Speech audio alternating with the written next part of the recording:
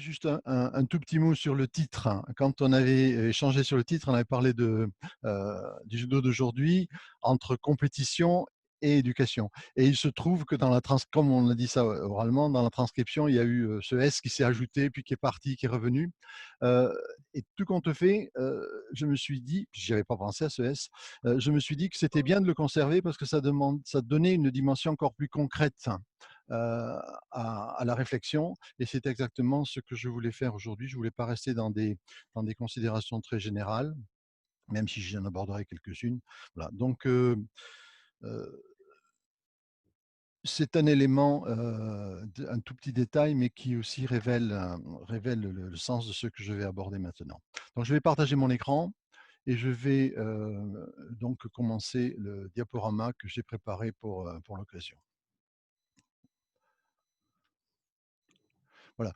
Euh, donc, le judo entre compétition et éducation. Alors, vous m'excuserez de commencer par une autocitation, mais il se trouve que tu as parlé de l'académie, il y a une gazette qui va sortir bientôt, et on m'a demandé de rédiger l'éditorial, et c'est pour cette raison que j'ai pensé qu'il était intéressant de réfléchir à l'actualité et en particulier au moment où le judo devient quelque chose d'un peu virtuel, puisque chacun est devant son écran pour faire des exercices, alors que d'habitude on est sur le tatami en train de faire des randori ou des uchikomi. Les champions font plus du tout de compétition, il n'y a plus de scène médiatique. Donc c'est un moment où la méthode de Kano est mise entre parenthèses, et on peut se, on peut se pencher sur la définition même de cette activité qui est en quelque sorte en sommeil à l'heure actuelle, et c'est une activité centrée sur la formation de l'individu, sur l'équilibre entre éducation et compétition. Qu'est-ce que le judo en fait? Pour l'imaginaire public, c'est une activité qui a ceci de particulier d'être irréductible à une simple dimension technique ou compétitive. En judo, on a des experts, on a des maîtres, on a des maîtres qui sont des guides.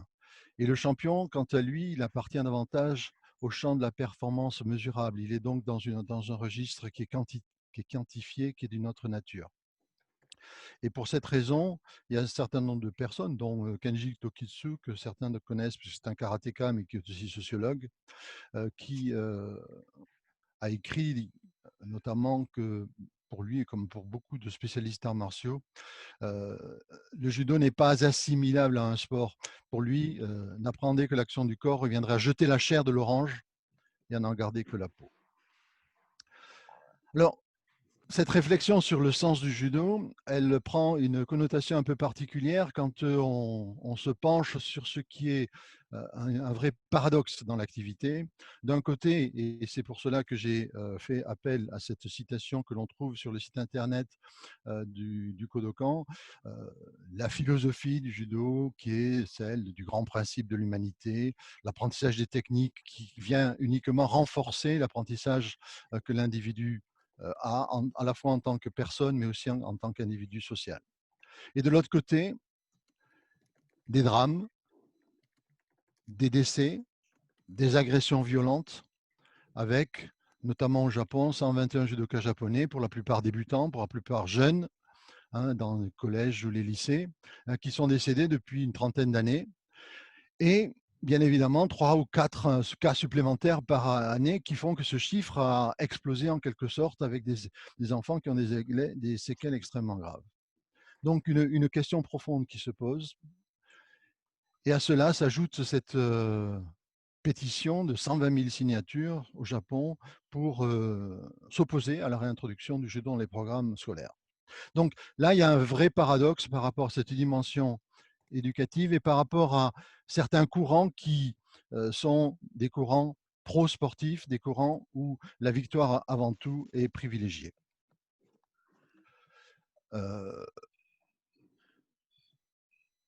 L'image du judo, c'est une image éducative.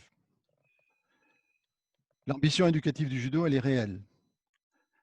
Elle est traduite par la confiance des parents. Quand on voit les statistiques de la France, quand on voit la courbe des licenciés, quand on voit leur âge, on est dans une mission d'éducation pour les enfants.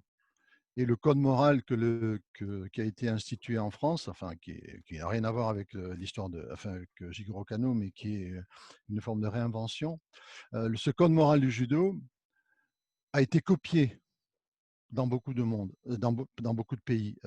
Et cette reconnaissance de la dimension éducative du judo est internationale. On le voit, le code moral en russe, dans énormément de pays. Et les Japonais, eux, ont opté pour une démarche un peu différente, mais qui, de la même manière, vise cette éducation individuelle et sociale avec le programme MIND, Manner, Independence, Nobility and Dignity, que vous connaissez aussi. Pardon. Cette image du judo, elle a été véhiculée depuis fort longtemps par des ambassadeurs de renom. Alors bien sûr, Theodore Roosevelt, qui à l'époque avait même mis en place un dojo dans la Maison Blanche. Je ne pense pas qu'actuellement ça ait été conservé. Pierre Elliott Trudeau, Poutine, dont on sait aussi l'engagement. Mais il y a d'autres personnes qui sont bien sûr connues dans leur pays. Je pense à cet Anglais qui était secrétaire d'État et qui a fait une déclaration qui est intéressante. Ce que vous faites dans le dojo se traduit entièrement dans votre vie quotidienne. Le judo vous donne confiance, plein de confiance. Vous marchez différemment quand vous avez pratiqué pendant plusieurs années. Donc là, il ne s'agit pas de champions, il s'agit de personnes qui ont vécu une activité. Oh, pardon, mon diaporama me pose des problèmes. Excusez-moi, je pensais que ça allait bien marcher.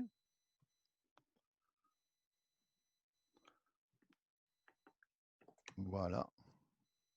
Voilà. Excusez-moi.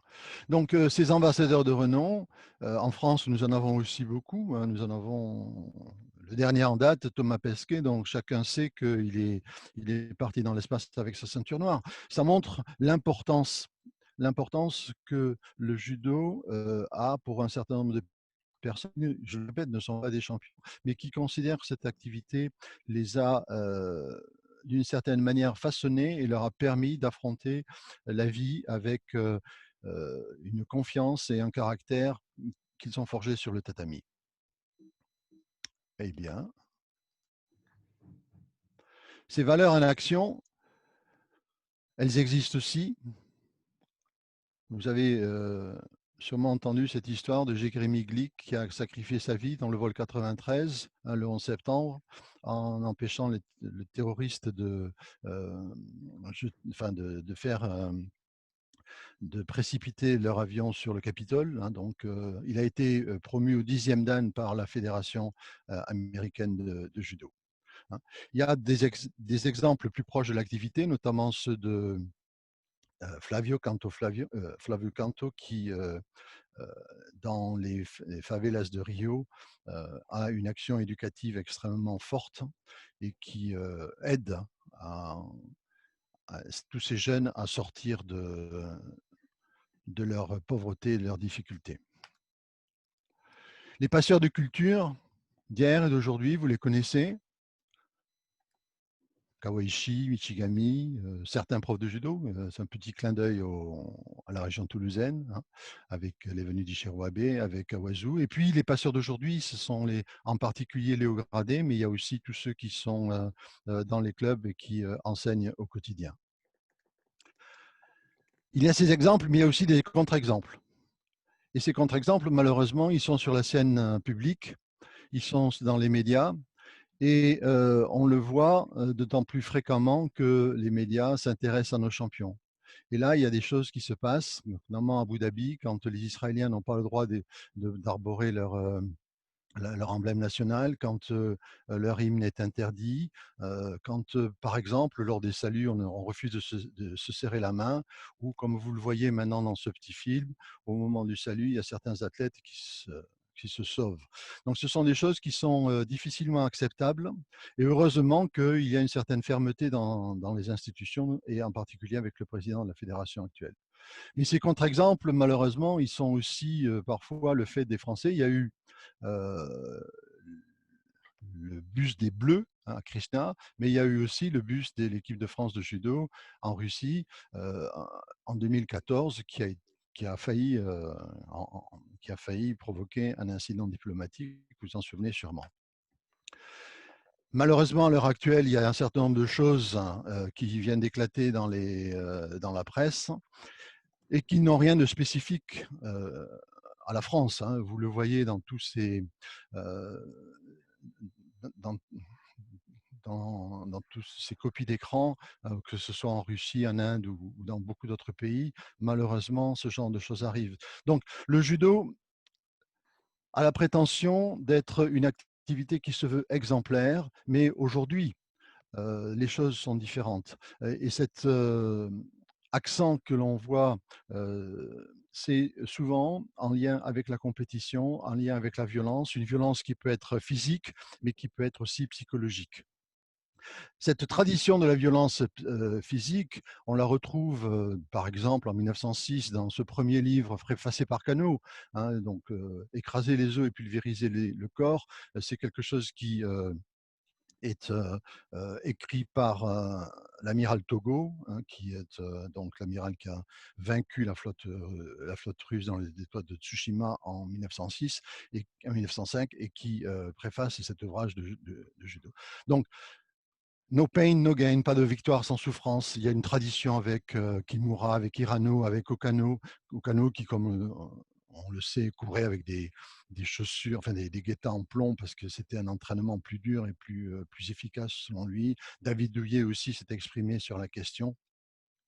Cette violence, elle existe dans les mangas, elle existe malheureusement sur les tatamis aussi. Il y a eu des choses qui ont été portées à la connaissance de tous. Et immédiatement, dès qu'il y a un scandale, lors des Jeux Olympiques à Athènes, dans le monde entier, il y a un écho qui est fait. Et ça, cet écho, il est dévastateur pour l'image publique du judo.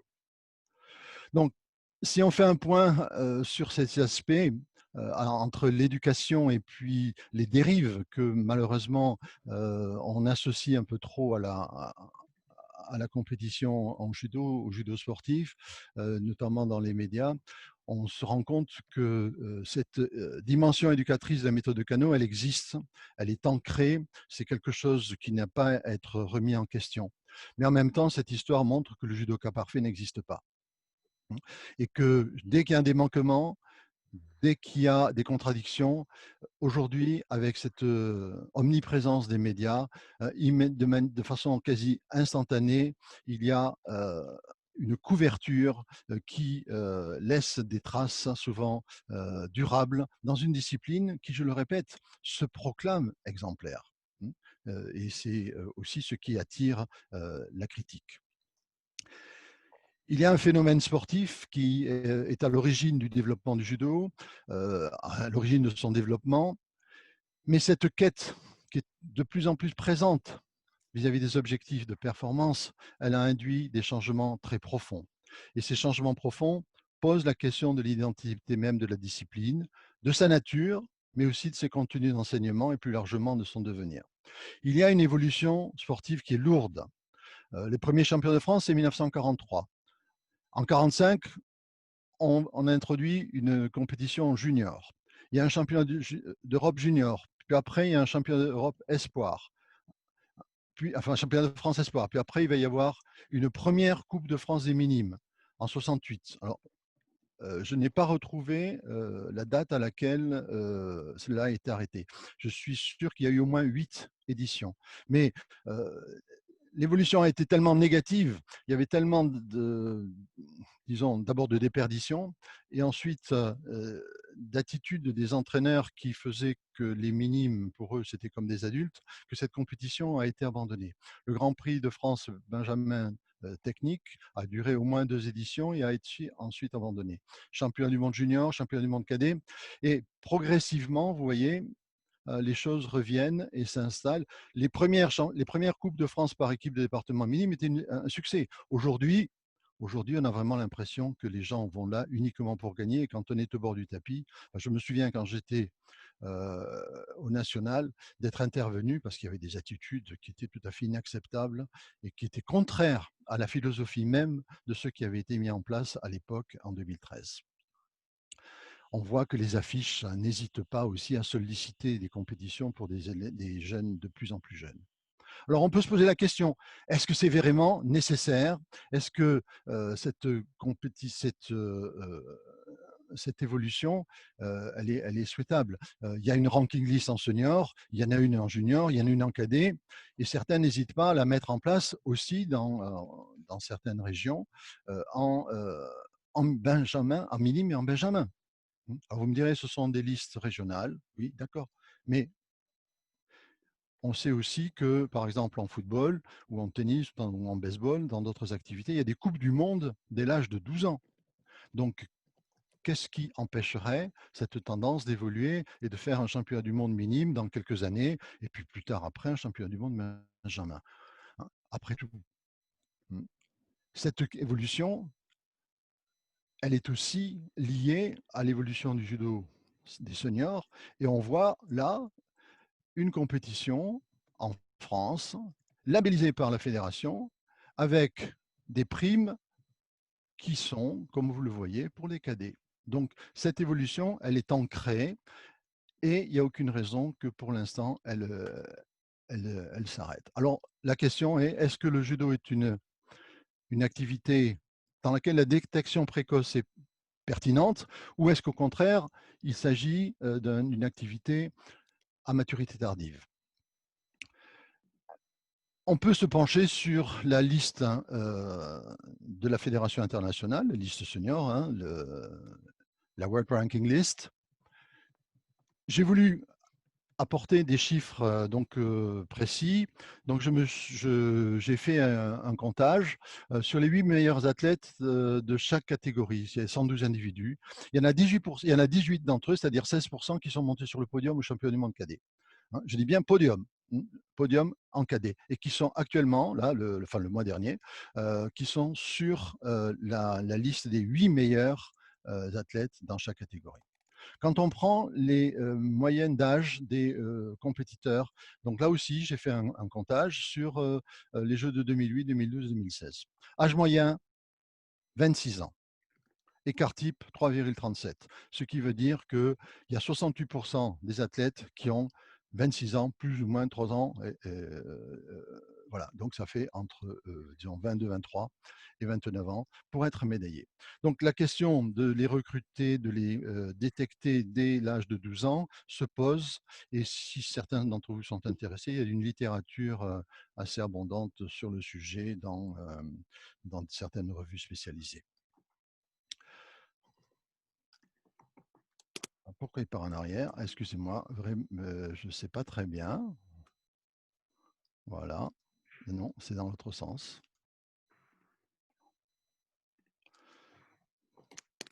Excusez-moi.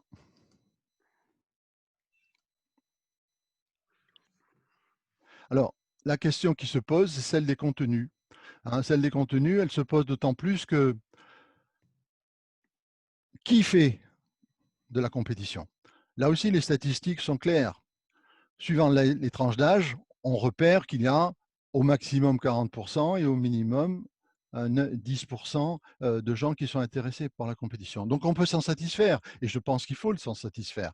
Mais on peut aussi considérer que 60% d'entre eux, à l'âge de 10-12 ans, c'est-à-dire 50% de notre population, ne font pas de compétition. Donc on peut se poser la question de ce que on leur enseigne. Est-ce qu'on leur enseigne ce qui est dans la progression française, enfin je préfère celle d'avant, avec l'image que vous avez sous les yeux, ou alors est-ce qu'on les dirige très très tôt vers des techniques qui sont peut-être inhabituelles pour les jeunes pratiquants, ou des exercices de musculation, vous voyez, qui deviennent tellement importants que le contenu technique a tendance à être beaucoup moins considéré.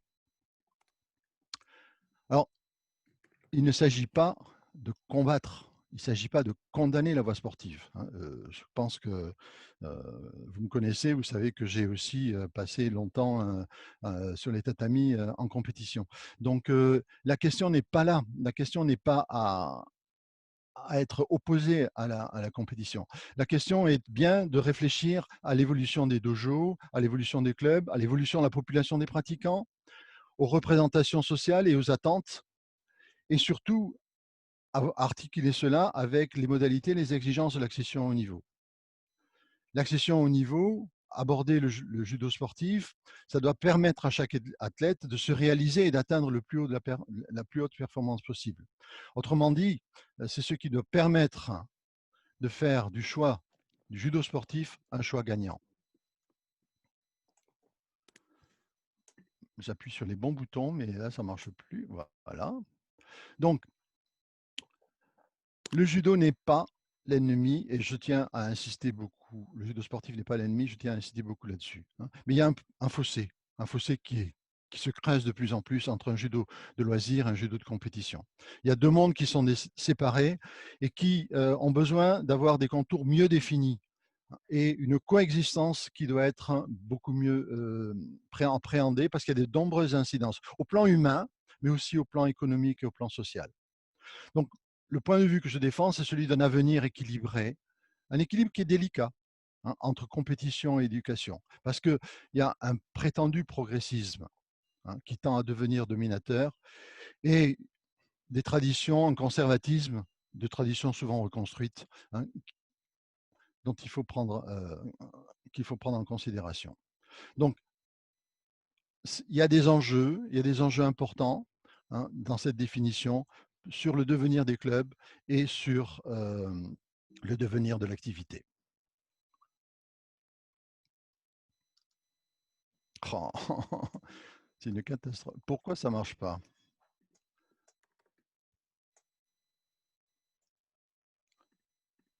Ben voilà. Excusez les va-et-vient entre ce qui